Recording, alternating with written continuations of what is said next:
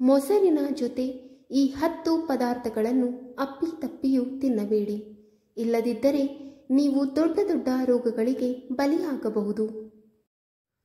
ವಾಸ್ತವವಾಗಿ ಮೊಸರು ಸೇವನೆಯು ನಮ್ಮ ದೇಹಕ್ಕೆ ಪ್ರಯೋಜನಕಾರಿಯಾಗಿದೆ.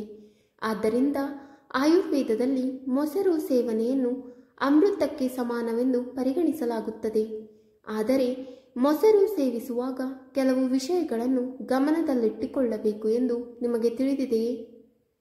ನೀವು ಮೊಸರು ತಿನ್ನುತ್ತಿದ್ದರೆ ಅದರೊಂದಿಗೆ ಈ 10 ವಸ್ತುಗಳನ್ನು ತಿನ್ನಬೇಡಿ. ಇಲ್ಲದಿದ್ದರೆ ನಿಮ್ಮ ಆರೋಗ್ಯ ಹದಗೆಡಬಹುದು. ಆದ್ದರಿಂದ ಯಾವ ವಿಷಯಗಳನ್ನು ತಪ್ಪಿಸಬೇಕು ಎಂದು ತಿಳಿಯೋಣ. 1.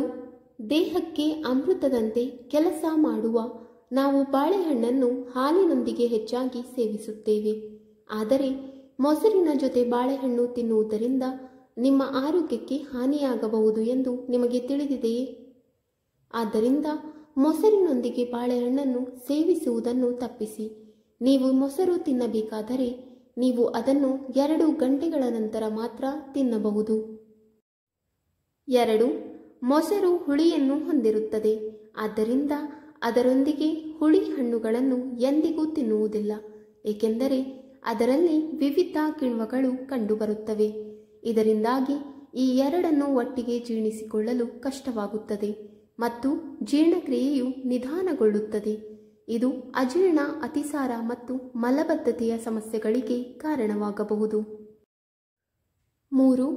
ಮೊಸರು ಉದ್ದಿನ ಬೇಳೆಯೊಂದಿಗೆ ಎಂದಿಗೂ ತಿನ್ನಬೇಡಿ. ಇವೆರಡನ್ನು ಒಟ್ಟಿಗೆ ತಿನ್ನುವುದರಿಂದ ನಿಮ್ಮ ಆರೋಗ್ಯಕ್ಕೆ ತುಂಬ ಹಾನಿಯಾಗಬಹುದು. 4. ಈರುಳ್ಳಿಯನ್ನು ಮೊಸರಿಗೆ ಸೇರಿಸಿದ ನಂತರ ನೀವು ತುಂಬ ಉತ್ಸಾಹದಿಂದ ತಿನ್ನುತ್ತೀರಿ. ಆದರೆ ಅದು ನಿಮ್ಮ ದೇಹಕ್ಕೆ ಎಷ್ಟು ಹಾನಿ ಮಾಡುತ್ತದೆ ಎಂದು ನಿಮಗೆ ತಿಳಿದಿದೆಯೇ? ಮೊಸರು ಮತ್ತು ಈರುಳ್ಳಿಯ ಪರಿಣಾಮಗಳು ವಿಭಿನ್ನವಾಗಿವೆ. ಮೊಸರು ತಣ್ಣಗಿದ್ದರೆ ಈರುಳ್ಳಿ ಬಿಸಿಯಾಗಿರುತ್ತದೆ. ಇವೆರಡನ್ನು ಒಟ್ಟಿಗೆ ಸೇವಿಸುವುದರಿಂದ ರಿಂಗ್ ವರ್ಮ್, ಸ್ಕೇಬಿಸ್, ತುರಿಕೆ, ಎನ್ಜಿಮಾ, ಸೋರಿಯಾಸಿಸ್, ಚರ್ಮ ಮತ್ತು ಹೊಟ್ಟೆಗೆ ಸಂಬಂಧಿಸಿದ ಅನೇಕ ಕಾಯಿಲೆಗಳು ಬರಬಹುದು. ಆದ್ದರಿಂದ ನೀವು ಇಲ್ಲಿಯವರೆಗೆ ಈ 2 ಪದಾರ್ಥಗಳನ್ನು ಒಟ್ಟಿಗೆ ತಿನ್ನುತ್ತಿದ್ದರೆ ತಕ್ಷಣ ಅದನ್ನು ಬಿಟ್ಟುಬಿಡಿ. 5. ಮೀನಿನೊಂದಿಗೆ ಮೊಸರು ತಿನ್ನುವುದು ತಪ್ಪಿಸಿ, ಏಕೆಂದರೆ 2 ಆಹಾರ ಪದಾರ್ಥಗಳಲ್ಲಿ ಹೆಚ್ಚಿನ ಪ್ರೋಟೀನ್ ಇರುತ್ತದೆ. 2 ಪ್ರೋಟೀನ್ ಭರಿತ ಆಹಾರಗಳನ್ನು ಒಟ್ಟಿಗೆ ಬೆರೆಸಬೇಡಿ ಎಂದು ತಜ್ಞರು ಸಲಹೆ ನೀಡುತ್ತಾರೆ. ಪ್ರೋಟೀನ್ನ ಪ್ರಾಣಿ ಮೂಲವನ್ನು ಪ್ರೋಟೀನ್ನ ಸಸ್ಯಾಹಾರಿ ಮೂಲದೊಂದಿಗೆ ತಿನ್ನಬಹುದು, ಆದರೆ ಅದನ್ನು ಮಾಂಸಾಹಾರಿ ಮೂಲದೊಂದಿಗೆ ತಿನ್ನುವುದು ಹಾನಿಕಾರಕವಾಗಿದೆ. ಈ ಕಾರಣದಿಂದಾಗಿ ಒಬ್ಬರು ಜೀರ್ಣಕಾರಿ ಸಮಸ್ಯೆಗಳನ್ನು ಅಥವಾ ಹೊಟ್ಟೆಗೆ ಸಂಬಂಧಿಸಿದ ಸಮಸ್ಯೆಗಳನ್ನು ಎದುರಿಸಬೇಕಾಗಬಹುದು. 6.